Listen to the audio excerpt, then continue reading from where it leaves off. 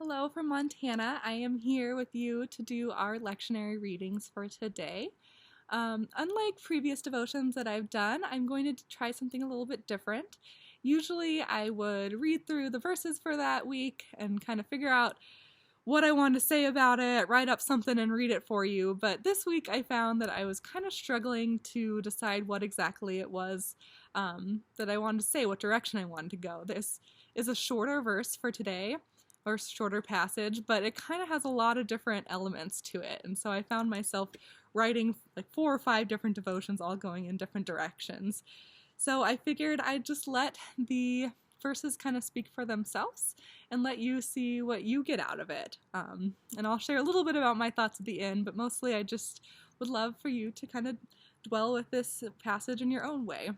So what we're going to be doing is we're going to be doing something called Lectio Divina, which is known as sacred reading.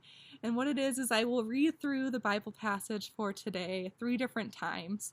And before each reading, I'll give you a little bit of a prompt for something to look for in the passage and to think on. So in between each reading, I'll pause it for a little bit for you to think a little longer. If you need to pause me so you have more time, that's completely fine. Do it at your own speed. So for our first reading, I would like you just to look for something that stands out to you. It could be a word or a phrase or an idea. Just look for one thing that stands out to you in this reading. And our reading for today comes from 1 Peter chapter 1, verses 13 through 16. Therefore, prepare your minds for action. Discipline yourselves. Set all your hope on the grace that Jesus Christ will bring you when he is revealed.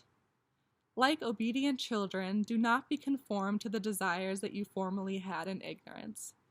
Instead, as he who called you is holy, be holy yourselves in all your conduct. For it is written, "You shall be holy, for I am holy." So I'll give you just a few more moments to think about what stood out to you.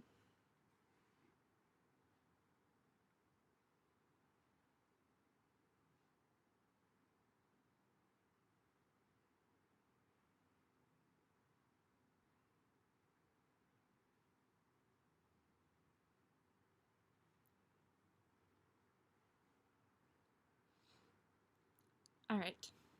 So for our second reading, I would like you to think about what does this reading say to you about God. So think on what this says about God as I read this one more time. Therefore, prepare your minds for action. Discipline yourselves.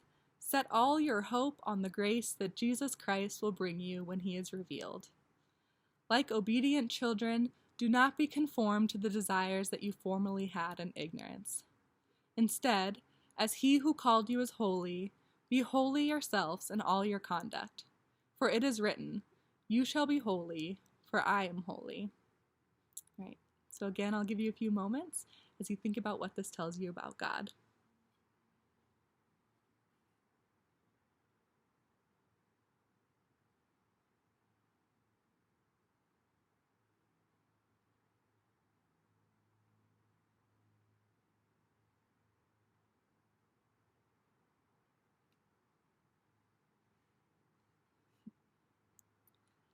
All right.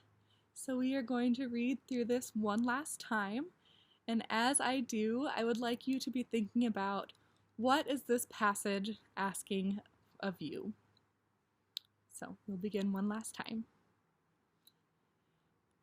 Therefore, prepare your minds for action. Discipline yourselves. Set all your hope on the grace that Jesus Christ will bring you when he is revealed. Like obedient children, do not be conformed to the desires that you formerly had in ignorance. Instead, as he who called you is holy, be holy yourselves in all your conduct. For it is written, "You shall be holy, for I am holy." All right, so I'll give you a couple more moments just to think about what this is asking of you.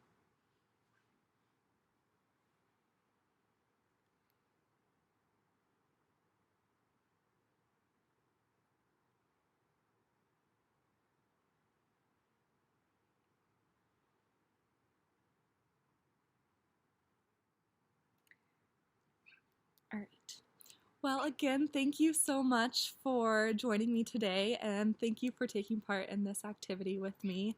I wish so much that I could be there with you all in person to hear some of your thoughts and what stood out to you.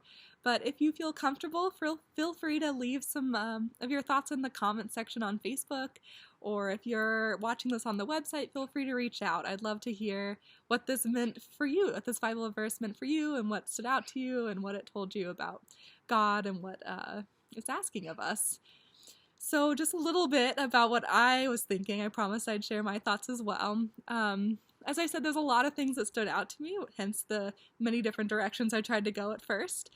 But I think ultimately, after reading this verse probably 20 times, what stood out to me most was the idea of holiness and the idea that we too are holy. And I think that's kind of a profound idea. I think that it's pretty incredible that we belong to a God whose presence is so constant in every bit of creation, from the trees to the lake to the mountains to the animals and to us and to each of our actions. And the idea that we get to be part of that holiness is pretty remarkable and a little intimidating, and also what a beautiful gift. So the idea that we get to be a part of that holiness is what stood out to me, and it told me a lot about the type of God that we have that is present in all of us. And I think what it's asking of me is just to take that really seriously, the idea that we are called to be holiness in this world, and that we all possess holiness within inside ourselves, and we are all holy beings. Means that we have the ability to do some really incredible things. And that is a bit of a weight that is upon our shoulder, but I think it's a really powerful gift, and I think it's something that I want to dwell on more and really try to come to terms with more, because I think so often I'm likely just to kind of shrug it off as not a big deal, but it is a big deal. So anyways, there's my rambling answer of my 3 prompts for today. But like I said, I'd love to hear what stood out to you too. So feel free to comment away, and I hope you have a wonderful rest of your day. Thank you.